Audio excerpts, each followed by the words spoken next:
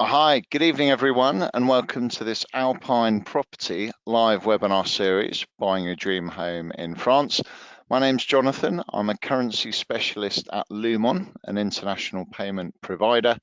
Thank you for joining for this evening. We're here to discuss all things France, the Alps and property.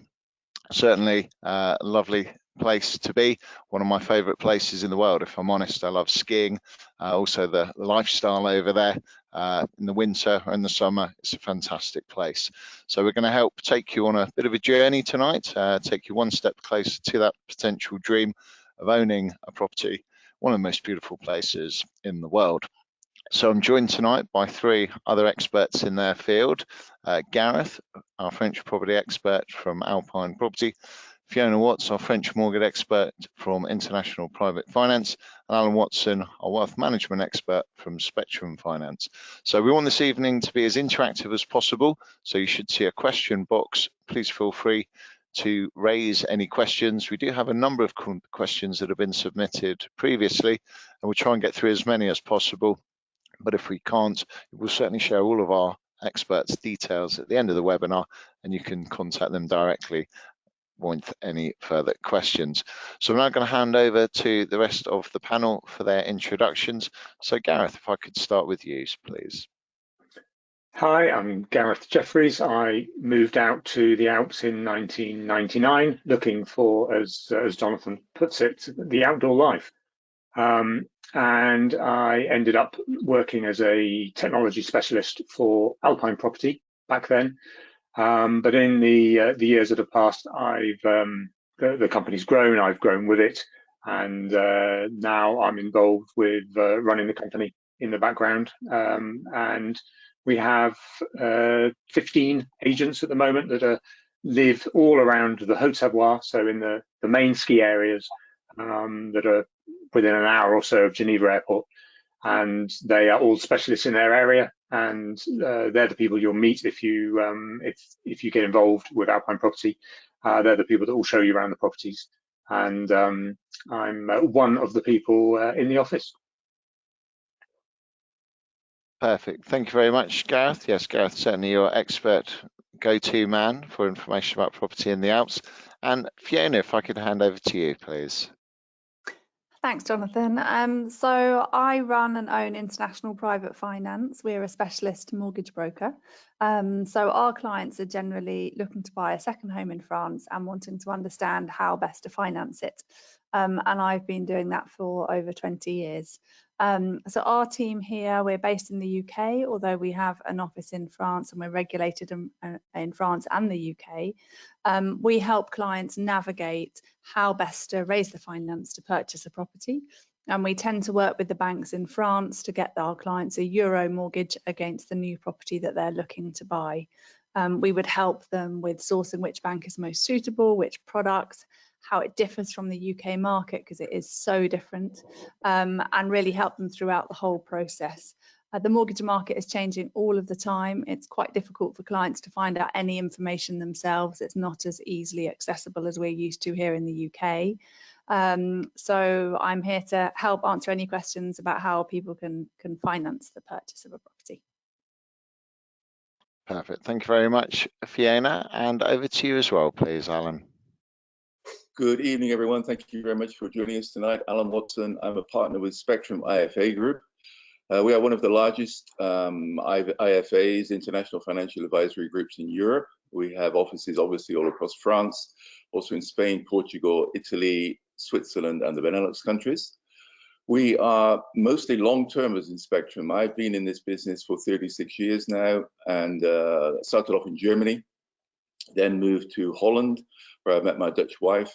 And then 24 years ago, we decided to move to France, to the French Alps, very close to Morzine, because we had two young boys and we thought it would be a good idea to bring them to this sort of lifestyle and let them grow up with 3 languages, which has worked very, very well. They're now big guys, bigger than Dad. And they tend to have the advantage of those languages, the knowledge of the country, the skiing abilities, all the things that we love and we dream about being here with.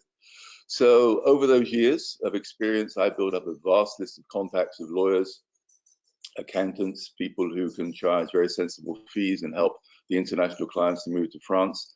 And within Spectrum, we are specialists in helping people be very tax efficient, very financially efficient in France, and basically come here, set up right, and enjoy the good life once they're here. Fantastic. Thank you very much, Alan. So a little bit about myself. My name's Jonathan, as I said, Jonathan Watts, LUMON currency specialist. I've been here for 14 years, helping clients moving money internationally.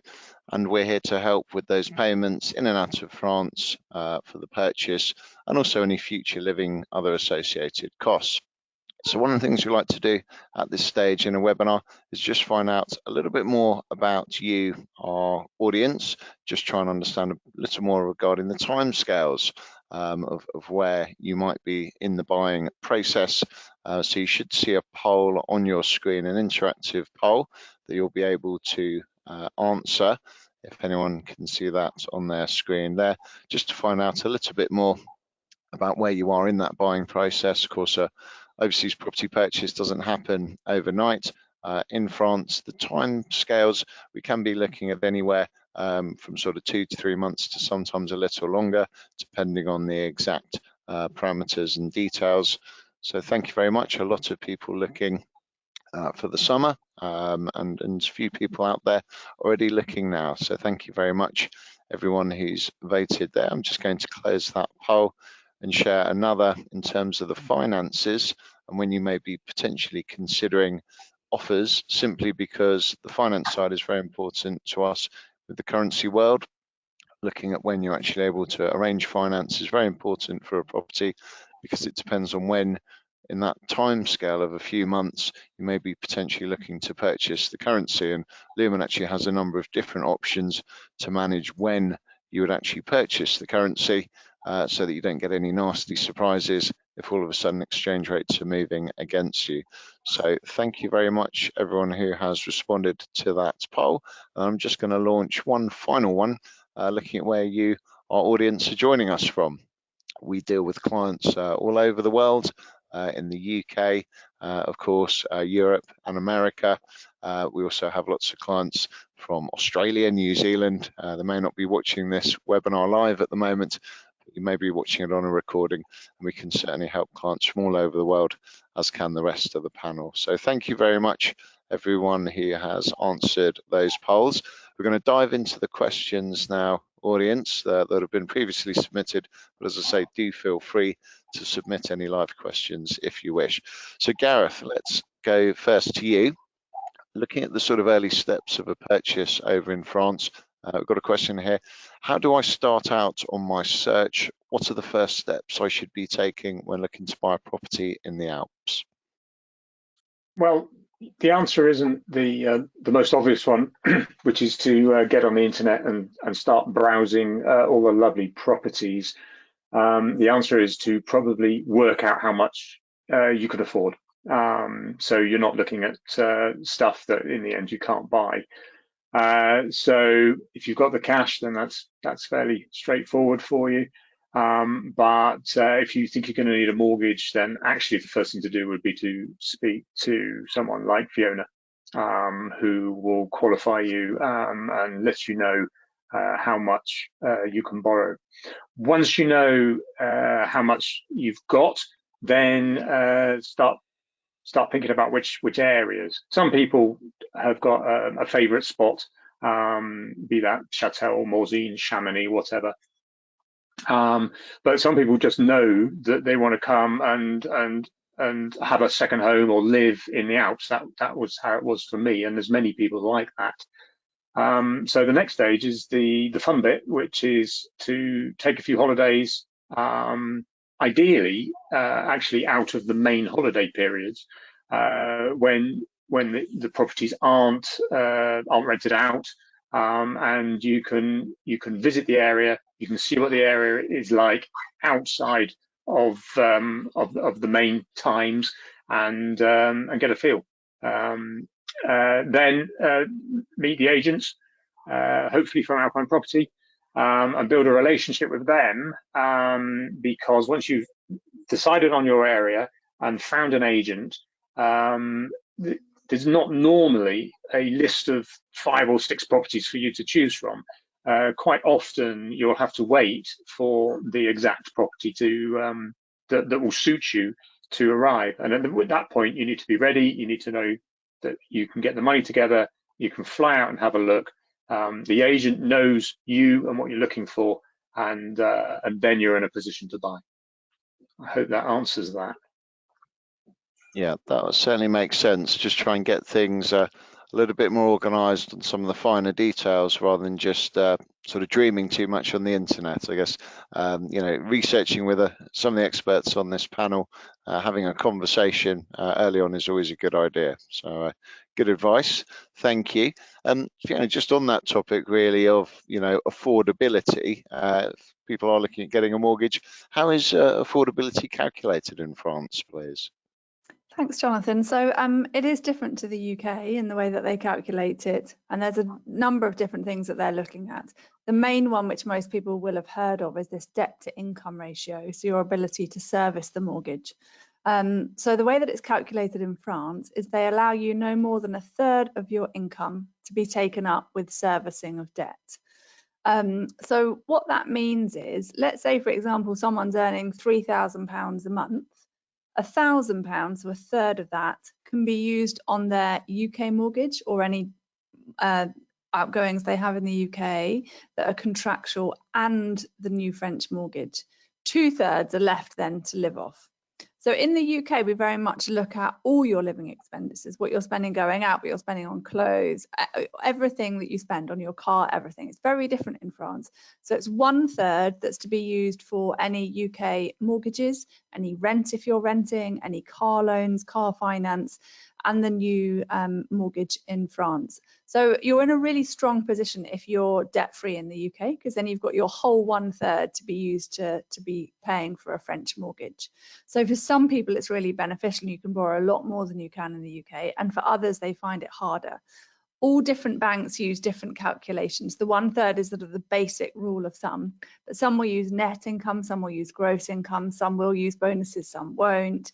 So there's all different ways of calculating it. And that's why it's really worthwhile us going through that with a client before they even start looking, as Gareth has said, because otherwise you're looking at property with no idea as to whether or not you're going to be successful with a mortgage application.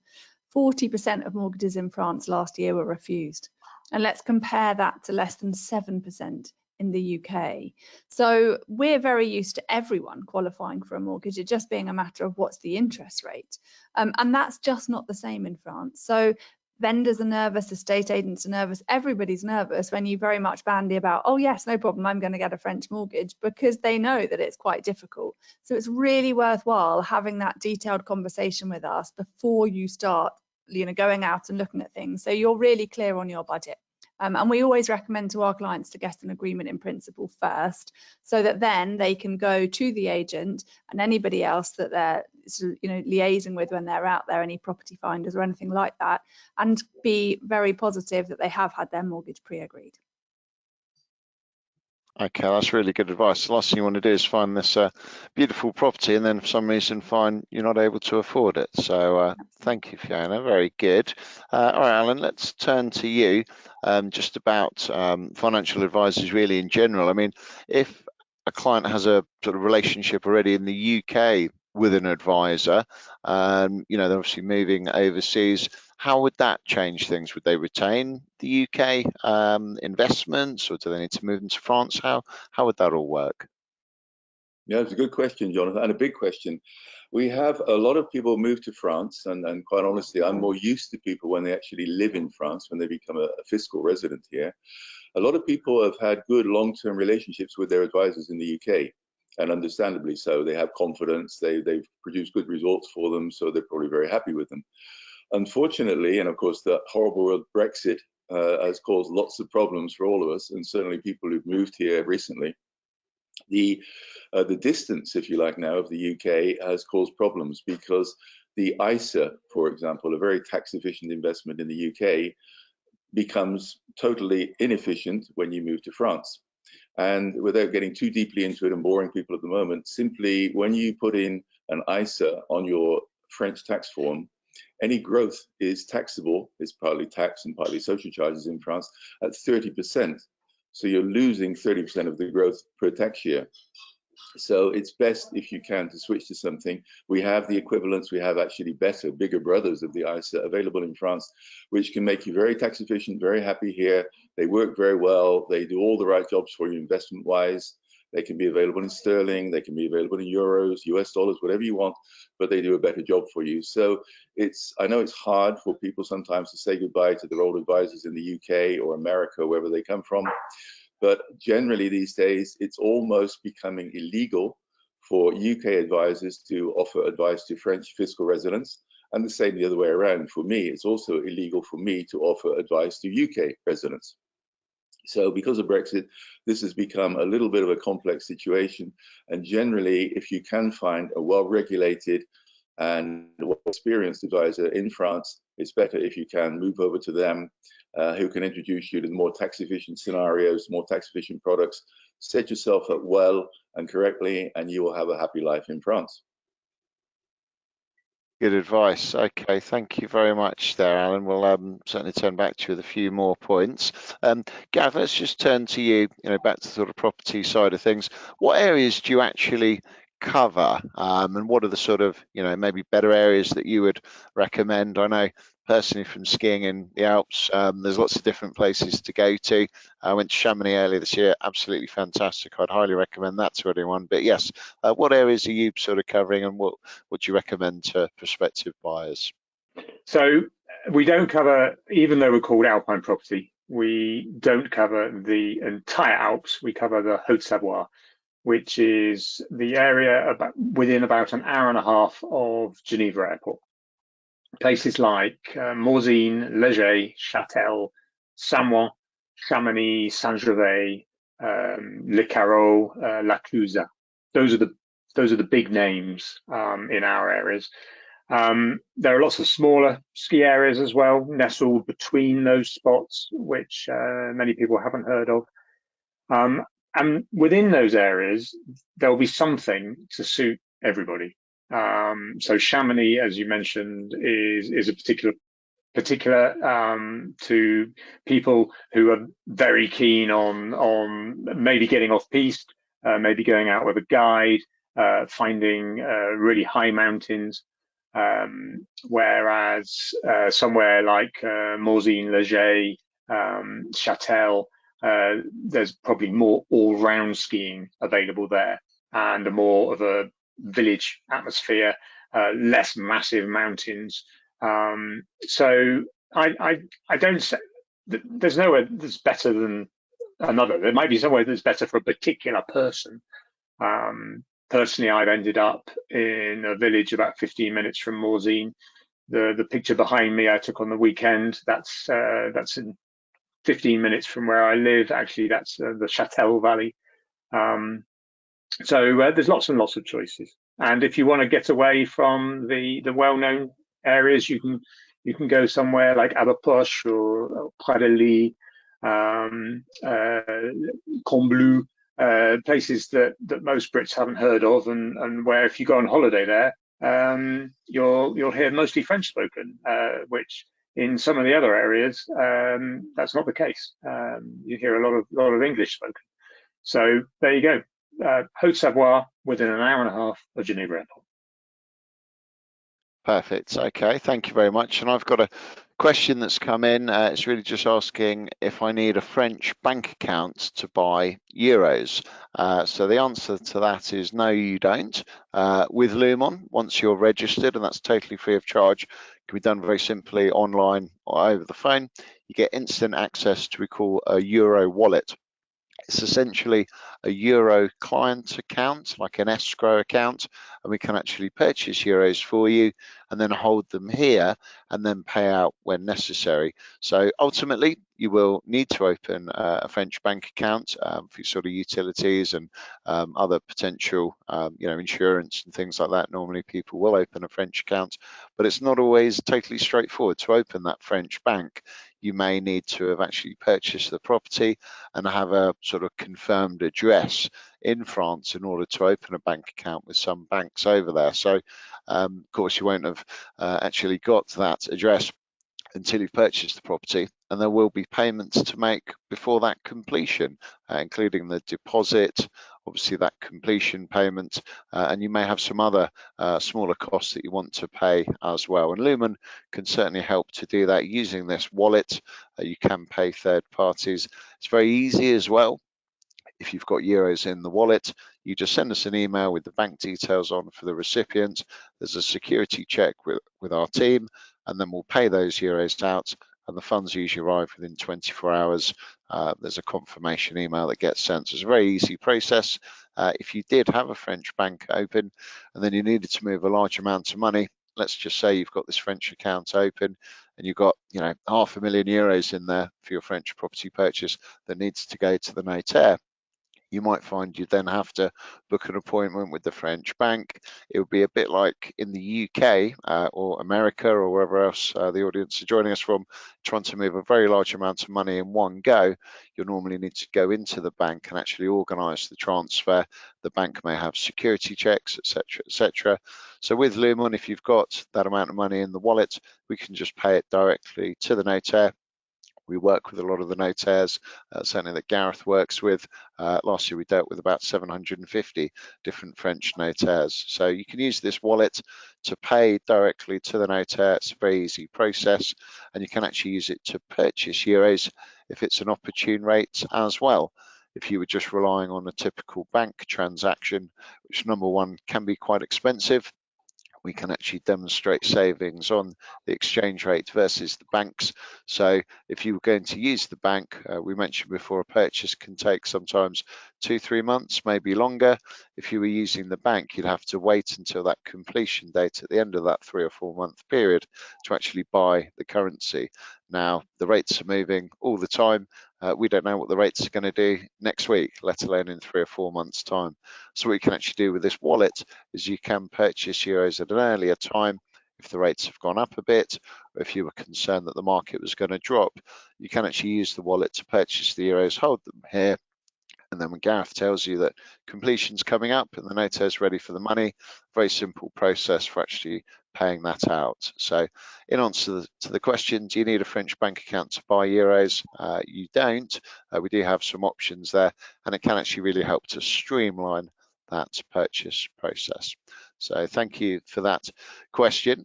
Just coming back to Alan, just talking about pensions here. Most of my assets, pensions, etc., are 100% in sterling, but I'm soon to be in euros. Is there anything extra that I need to sort of make in terms of considerations here? How can I work this through? Certainly that's something LUMON can help with if you are in sterling moving to euros, but if there are more significant pension investments, is there anything clients should be working towards there, Alan, please? Yeah, big question, Jonathan. To give some quick examples, we have clients who've moved to in the UK, so they're 100% in sterling. You've probably heard of the famous QROPS, Qualifying Offshore Registered Pension Scheme, the SIP, Self-Invested Pension Scheme. They're good schemes, depending on the investment content. But when you come out of the UK, and especially again with Brexit, it's a question of, do you want your pension to stay in sterling? As you well know, as a currency expert, sterling has not had a very beautiful history against the euro if you go back to, say, 2000. So if you're going to be long-term resident in this part of the world, do you want to stay in sterling or do you want to move your pension into euros? We can offer these facilities. We can transfer pensions away from the UK into various arrangements. I won't go into the details now unless clients specifically want me to really break this down for them, because it's very complicated. But we can take pensions away from the UK. Obviously, there are worries with a potential Labour government moving forward. This is worrying a lot of people. What they will do, they have a history of attacking pension pots. They have a history of attacking the property sector. So there is always the worry of more taxes being applied to pension withdrawals, to pension usage. So this is something that a lot of clients have on their minds. So people do tend to move forward and take their pensions away from the UK. If they want to keep in sterling, it's not a problem, because we can offer that facility, because there are sometimes thoughts in the back of their mind that one day they may retire for family reasons, education of children reasons. They may go back to the UK. No problem, we can keep it in the home currency if they need, or we can switch it 100% into euros. That's not a problem. I will say, however, that this process has become fairly complicated because of Brexit. And now we are meeting pension companies in the UK who are putting up a lot of barriers. And basically, I know it sounds a little bit negative, but they're trying to hold on to the pension. They don't want to see it leave the UK. Generally, the client can push this and make it happen, but it's a more complicated process than it was, say, 5 or 6 years ago. We can help. We've got the expertise. We regularly do this for clients. It's possible. It can be done, but be prepared for a bit of a paperwork trail, possibly 3 to 6 months, maybe less, maybe around that time, but it is possible. Perfect. Okay, that's brilliant. Thank you very much, Alan. We've had a flurry of questions in, so thank you very much for those. We'll try and get through as many as we can. A question just about Americans qualifying for a mortgage. Are there any extra implications there that we need to be conscious of? So it used to be much harder. We struggled historically, but no, in the last 18 months, we've got lots of options for Americans. I've been doing quite a lot. The loan to value is slightly lower, so maximum loan to values tend to be closer to 75%. So you need a 25% deposit. But other than that, no, there's no restrictions at all. They just need to follow the same rule of thumb in terms of the 1/3 of income. But we're very used to dealing with Americans. We're happy to juggle the time difference and also help them liaise with the notary and the agent as well in terms of providing any paperwork, because we appreciate that's quite tricky for them to do. And again, just talk them through the whole process of what's required. But no problem from our side at all. Okay, thank you, Fiona, and thank you, David, for your question. I see you've put a couple of others through, and we'll try and get to those as well. Just staying with you there, Fiona, I mean, we've had a question, we've already mentioned Brexit, just asking if there's been any changes, really, just saying, you know, are French banks still lending to Brits post-Brexit? Have there been any fresh barriers there, anything, you know, clients need to be aware of? So they absolutely are. So Brits are a key market for the banks looking to lend in terms of the buyers in France. So all of them have now found ways of lending to Brits. There's been a slight change perhaps in wording on some of the forms, but no, there's really very little as a customer that you would be able to notice in terms of what's changed. So there hasn't been an impact. In fact, we saw a bigger impact probably from COVID as to what the banks were able to do, and other sort of worldwide factors in terms of lending, like we've seen in the UK as well. But no, Brexit hasn't had the impact that people would think it would on lending. And I have lots of clients say that. Does it matter if I have an Irish passport? Does that make it easier? If my wife, you know, or one of us has an EU passport? Actually, it doesn't. We have plenty of banks that are willing to lend to Brits. Okay, perfect. And so we're getting a lot of questions for you, Fiona. We will go around the panel equally, but just staying with you, we've had a couple of questions just about current rates. You know, I mean, what are some of them perhaps typical rates that are on offer at the moment, please? Sure. So between 4% and just over 5%, depending on the loan to value and the product. In the UK, we're very used to the loan to value determining the rate, and that's not quite the same in France. It really is dependent on the product and the bank. So your personal situation and what you are able to qualify for. And one of the key differences in France is that you tend to get a mortgage for the life of the loan. You don't change providers in quite the same way.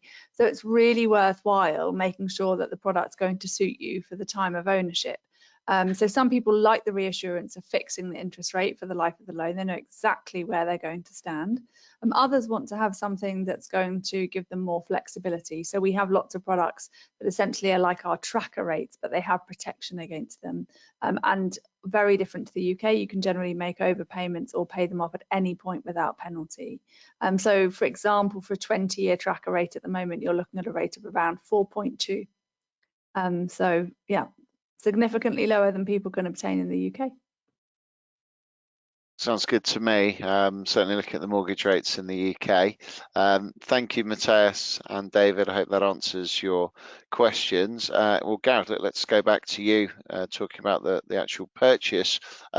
See, hidden costs, hidden fees, when seeing these beautiful properties on the internet or advertised, what do prospective buyers need to be factoring in terms of sort of extra costs, in terms of the total costs that they'll be paying once they go ahead with any possible purchase? The the first one and most obvious ones are the frais de notaire, so the notaire's fees and what you know in the UK as stamp duty. That's around about 8% on an existing property. There's a discount if you're buying an off-plan property, so it can be more like 3%. But beyond that, once you've purchased the property, then you've got local taxes, which are like council taxes, so taxe foncière, taxe habitation, and they're similar probably to what you're paying in the UK on council taxes. So the bigger the house, the more expensive the house, the more you'd pay. Then if you get an income from the property, then you would have to you'd have to pay tax on that. You'd have to declare that. If you buy the property outright and it's worth $1 million or so, you could find yourself having to pay wealth tax. So that affects some people. It'd probably be an idea to talk to Alan about that. One of the easiest ways to avoid that is take a mortgage.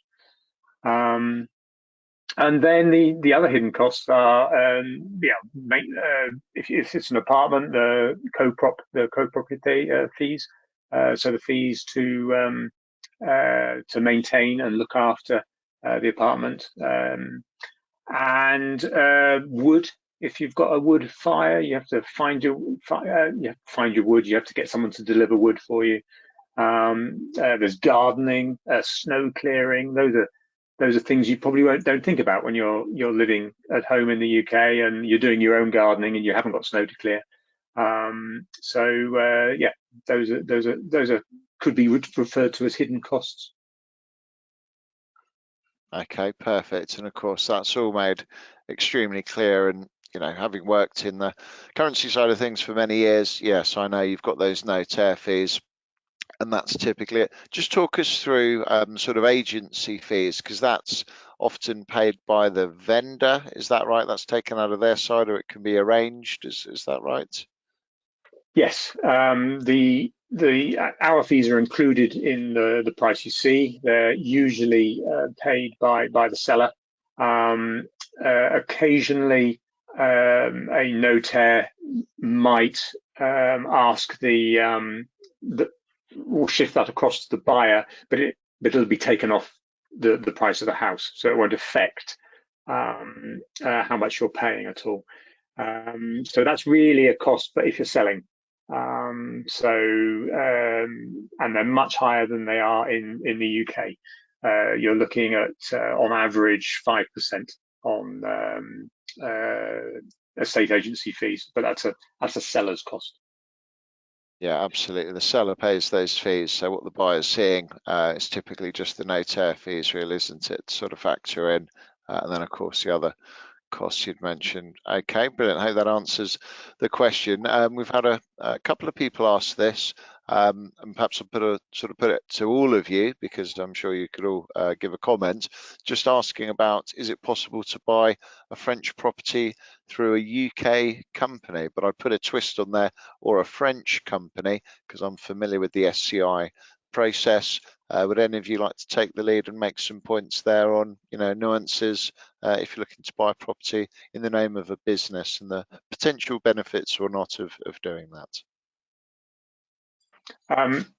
I'll make a brief stab at it. It happens a lot in France that you may form a specific type of property company, which is similar to like a limited company in the UK, and it's a it's a vehicle that's used frequently, especially if you're buying as part of a family, or as if there's multiple people buying into one property. You buy it as part of a business.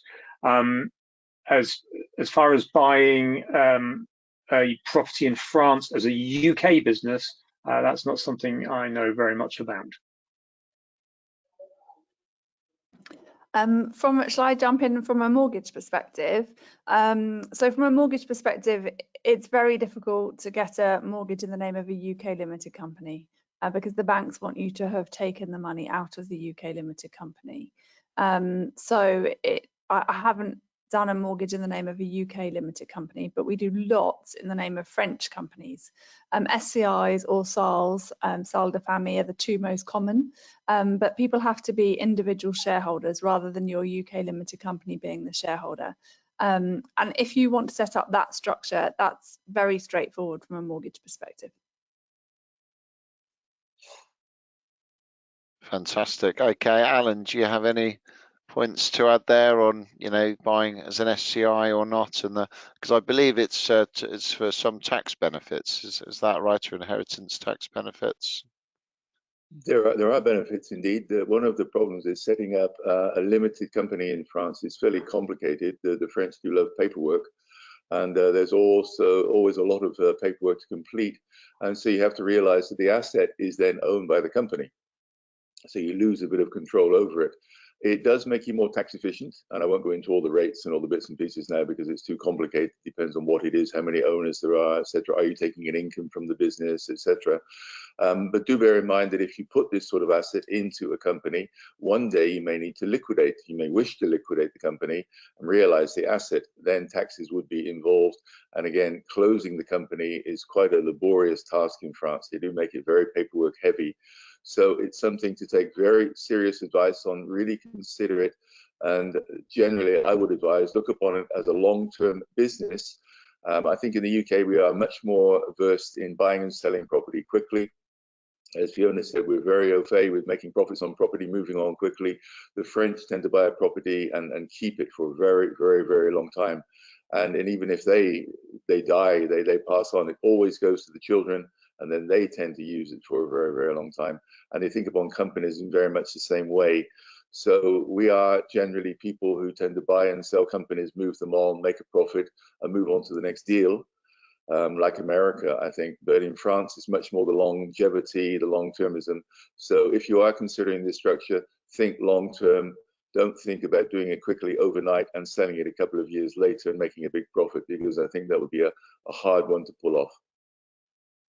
Can I add to that? This longevity thing is important. We talked about the estate agency costs of 5%. We talked about the acquisition costs of 8%. You add those together, that's a transactional cost of totally of 13%, which is a lot higher than in the UK. So when people in the UK might talk about buying a starter property that they would then sell to buy the next property up the ladder, that is much harder to do in France. So people tend to buy the property they're going to stick with at the outset and then stick with it. And the paperwork has got something to do with that, and the high transactional costs. Perfect. Okay, thank you, everyone. And I know, just going back to the SCI point, having dealt with those transactions for property vendors over there, yes, it can be a little bit more involved and is a bit more not as straightforward as a property sale for private individuals, but still very much possible. So, just coming on to some questions, and David giving us lots of questions, our friend from America, but this would apply, I guess, to anyone all over. Just talking about rentals and how this would sort of work, and with your potential property management arrangements. Gareth, is that something you're able to help with? If there's that sort of support available for rentals or Airbnbs, those kind of connections in the areas you deal with? I'd say that has got easier over the last few years, and a lot of that is down to Airbnb. Because traditionally you would have used a local estate agent, a local agent, probably a bricks and mortar agent in the village to manage your bookings and your key holding and your cleaning and that sort of thing. But now people are using Airbnb. They need local key holders and cleaners and that sort of thing. So there are many small businesses that have started up that do that. So nowadays, finding someone to look after your property is much more straightforward. So yeah, thanks to Airbnb. Very good. Okay. Well, I've got a question I think I'll be taking on just here, all to do with protecting yourself really against adverse currency movements. So this is one of the features of the currency markets. No one quite knows what's going to happen next on exchange rates. Certainly we do try and forecast and predict where the market could be headed. We'll look at a range of different forecasts to give us a sort of snapshot of where the market might be headed. As a guide, if we're looking at the next 3 months on pound euro levels, the forecasts take us down to as low as 113. But back over 1.2, which is good news, I'm sure, to the ears of any British buyers. For our American friends joining us, looking at dollar to euro trades, there are some forecasts for the dollar to get a bit stronger against the euro, down to sort of 105, 106. But there are a growing number of forecasters actually thinking the US dollar could weaken because the Americans have forecast, a bit like the UK, cut interest rates a bit later in the year. Now, the bottom line is no one knows exactly what the rates are going to do, but if you're committing to a very large purchase, protecting yourself from the rate movements is very important. If you were looking at, say, a 500,000 euro offer that had been put in a month ago in US dollars, the cost of that offer today would be $10,000 more expensive than it would have been a month ago. So, you know, when you're looking at the timescales involved in this, what we're trying to do is manage your budget and ensure that there's no unforeseen movements that cause your property to essentially become more expensive. So how do we solve this? Well, number one, you have this wallet option where you can buy your currency at earlier stages in the process. You can wait until it's a better day or not to buy the currency. I can certainly help to point that out, and my team that I work with, we can monitor the market very closely for you, let you know what the rates are doing, and you can just buy outright your currency, hold it in the wallet, and then pay out, as I mentioned earlier, when Gareth tells you that the note air is ready. Alternatively, we do offer some options called a forward contract, where you can actually buy the currency that you're going to need, but you don't have to pay for all of it up front. There's a deposit that's payable, typically around 5 to 10%, and then you set a date in the future by which to pay it off, and then you can access those euros at that fixed rate.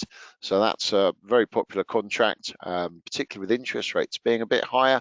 So people are, you know, keen to sort of keep their money in their own account a bit longer, try and achieve some of that lovely interest that people are finally earning. But the problem there is you could be earning all that lovely interest, or, you know, benefiting from your investment, and then find in 2-3 months time the euro's got a lot stronger, and all of a sudden those gains are wiped out because the exchange rates moved against you. So some sort of strategy with foreign exchange transaction really is important, particularly in the Alps where the budgets are typically a lot higher, and some sort of protection is very sensible. So yes, we have a number of ways that we can manage that for our prospective clients. So thank you for that question. Just going to talk now a little bit about energy ratings. So we've got a question there from Matthias. Gareth, I'll go to you on this one. The energy ratings on properties over in France, that seems to have become a slightly more important feature on properties that people are buying. I guess in the Alps, you know, potentially you're going to obviously heat in the winter. You want to keep it nice and warm after a day's skiing. What sort of considerations should clients be looking for there, please?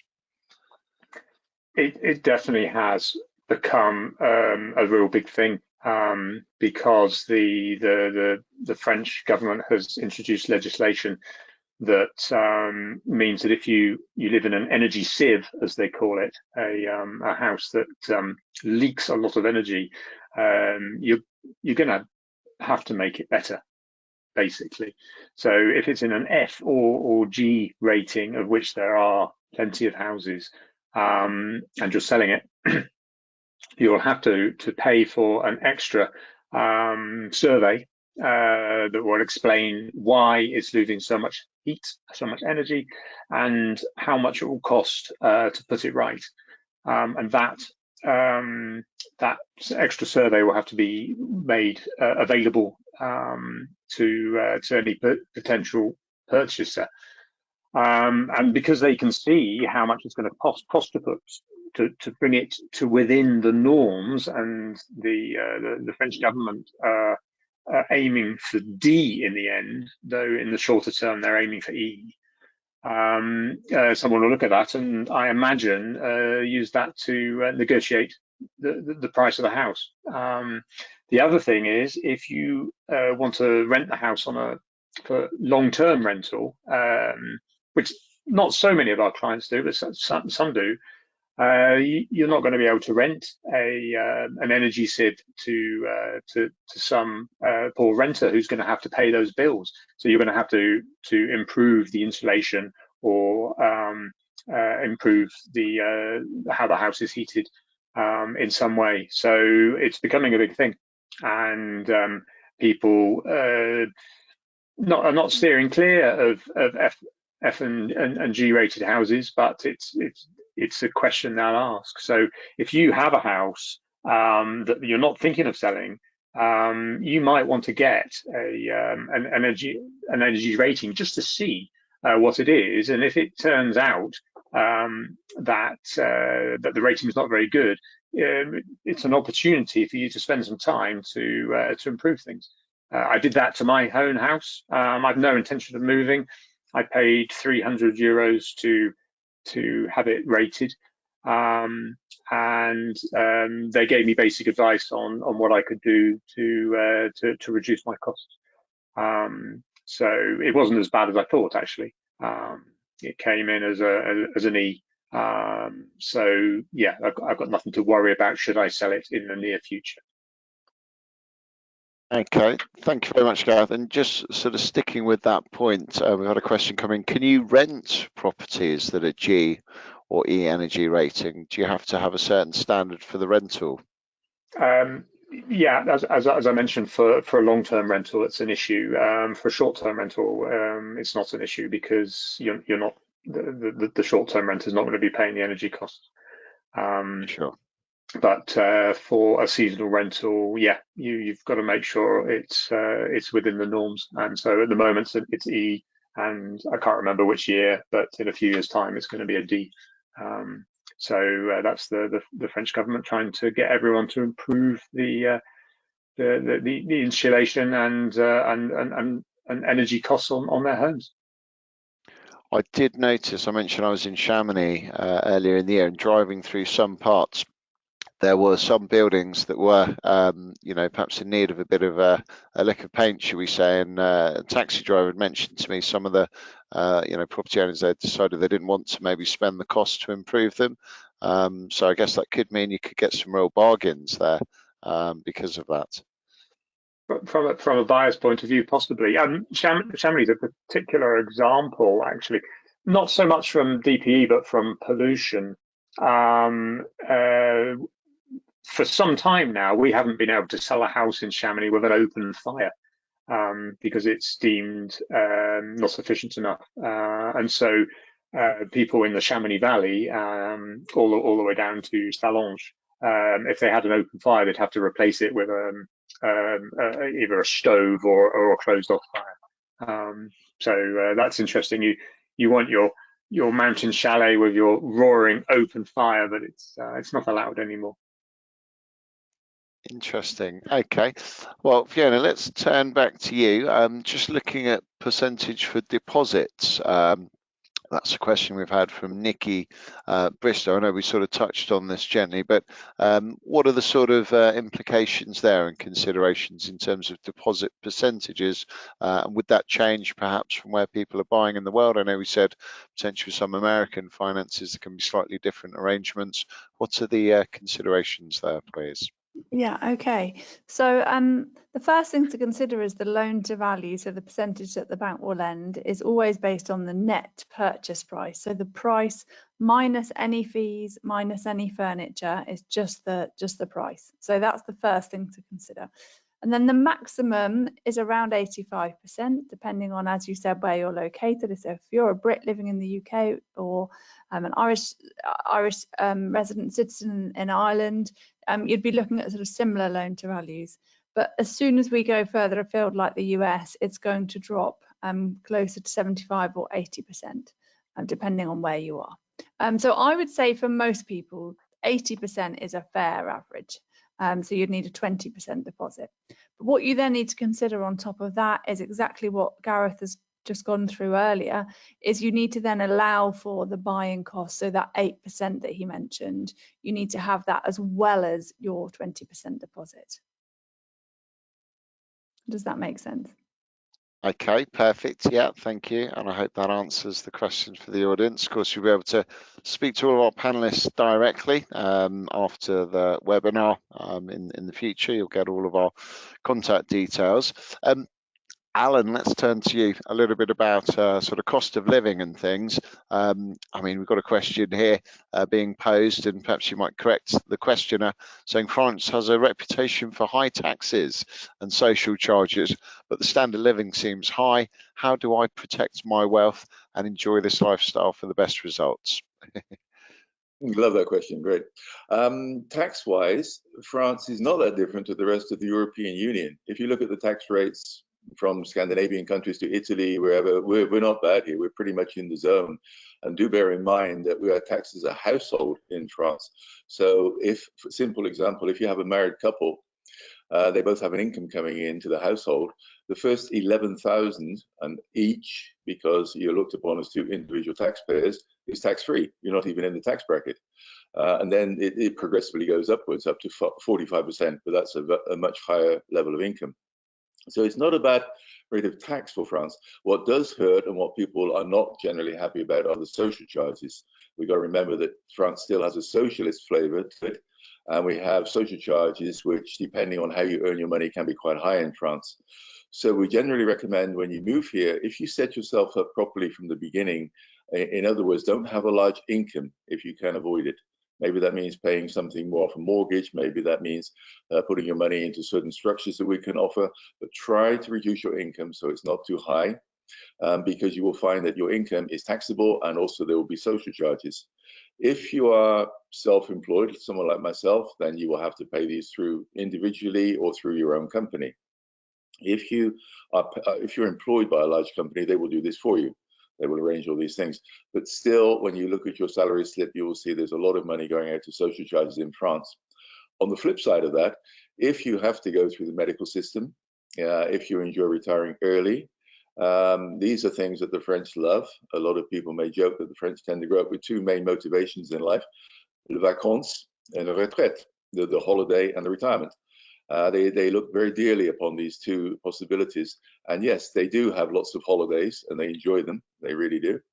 And they also can retire early. There are lots of different levels in France, depending if you're a married woman, if you're a teacher, if you have 3 children, you can retire at 50. If you're a train driver, you can retire at 50.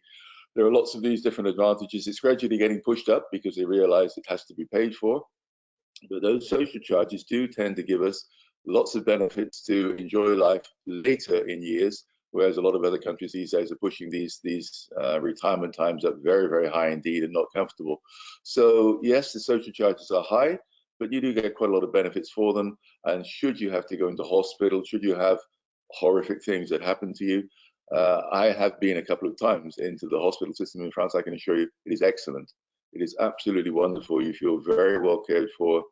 And it makes you then balance it out in your mind and think, well, okay, it is worth it. The lifestyle that we talk about does work, and it does give you those things when you actually need them. So overall, I don't think the package is so bad, but I do emphasize plan properly from the beginning and you won't have any headaches down the road.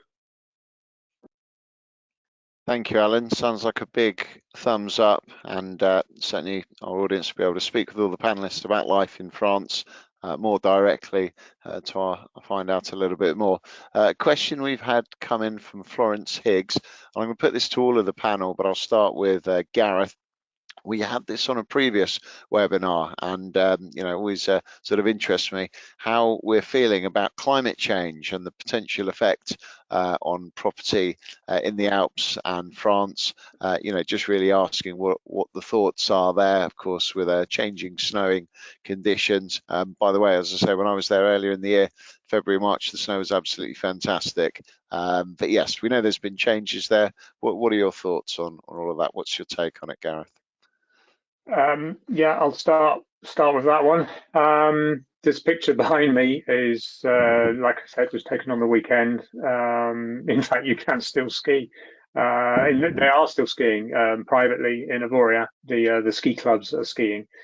We've had a late winter. Not so long ago, we actually had our coldest night of the winter in Chamonix, which is, within the last month was our coldest period.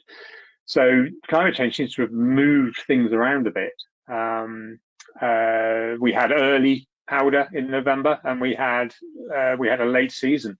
But when you came out, there were points where I was out in a t-shirt climbing in February, which I'd never do normally. So yeah, it seems to be messing around, but there's still loads to do, and people are coming here for the outdoor lifestyle. So yeah, climate change is with us, but the mountains are still a lovely place to spend your time.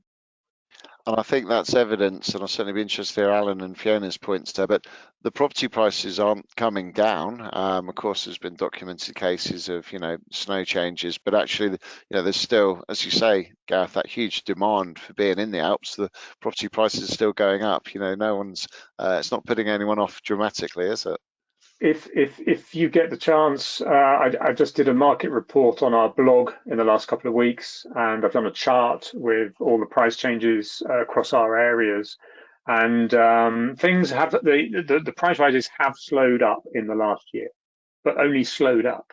And if you look at over the last 2 years, they've been absolutely phenomenal. If that's what you're after. It's if you live here, that it makes life quite painful trying to upgrade your home. But no, it's a very sought after place for people to come and spend their time. Fiona and Alan, any comments there?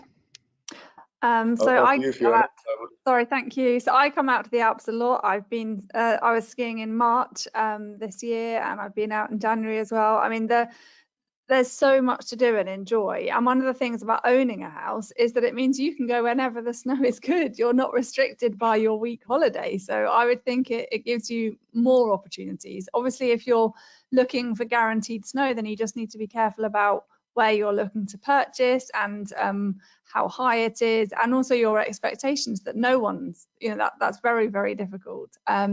So I think really speak to the people on the ground and spend lots of time there, as Gareth said, outside of the key sort of area times, the holiday peak times, and really see how much you enjoy it. Because personally, I love going when it's not the key holidays. I'm out in a few weeks, and it's a lovely time of year to go. So I think really spend time in the resorts and where you're looking, if you're looking there outside of those key areas, and see how much you enjoy it. Thank you. Anything to add there, Alan? Certainly, yes.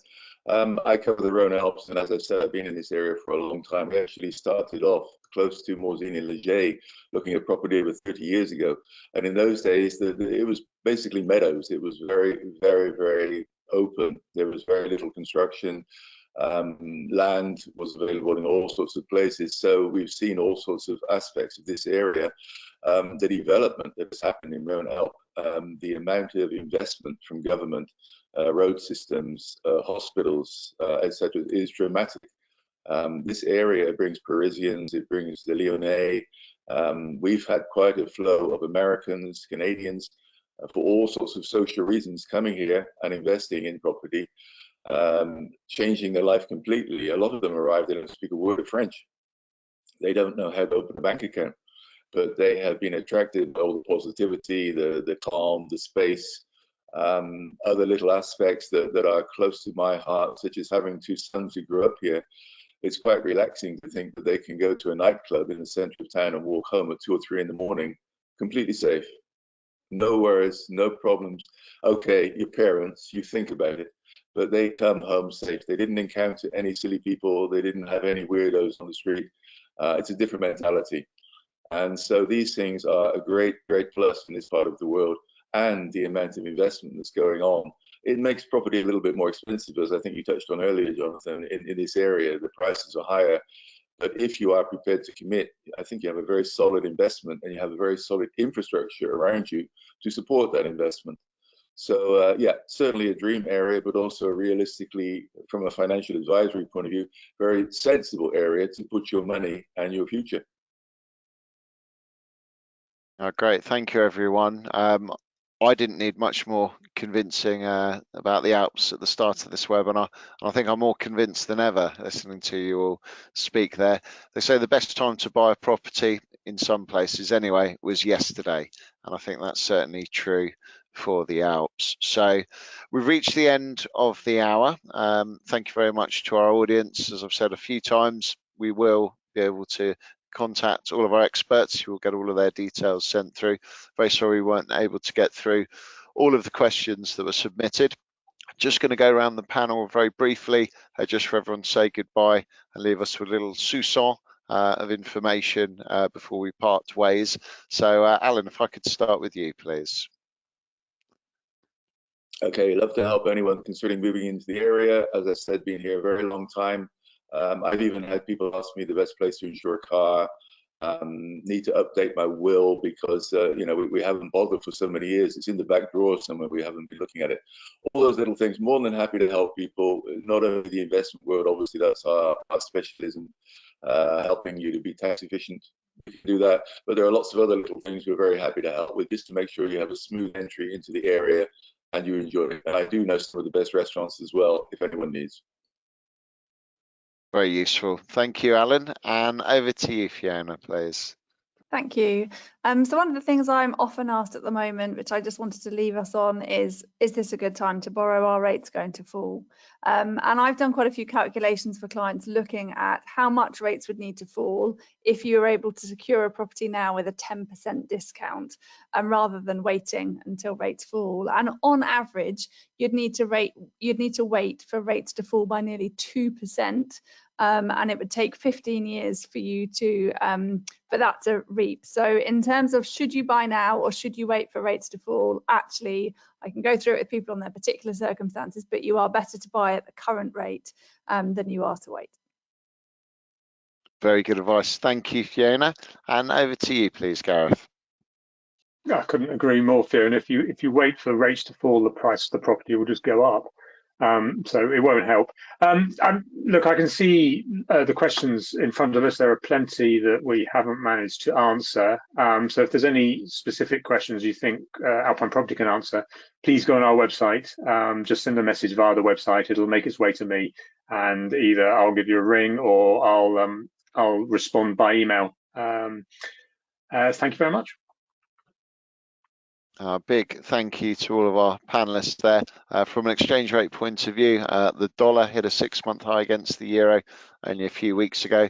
The pound is up about 1.5% on the year against the euro. The euro has been trading a bit more weakly in 2024, so it is presenting an even better reason to be buying that property in the Alps, as well as all the other points our expert panel have raised. But yes, a big thank you from all of us for joining.